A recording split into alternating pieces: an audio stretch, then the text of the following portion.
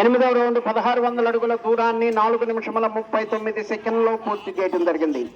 మొదటి స్థానంలో కొనసాగుతున్న జత కన్నా 27 సెకండ్ల ముందంజలో ఉన్నది. చెన్నాకల్ని లెక్క చేస్తుంటే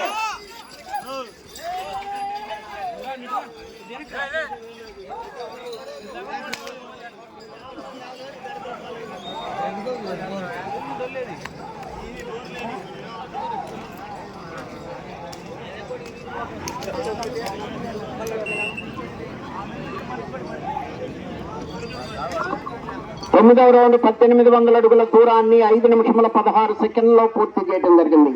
మొదటి స్థానంలో కొనసాగుతున్న జత కన్నా 27 సెకండ్ల ముందంజలో ఉన్నది.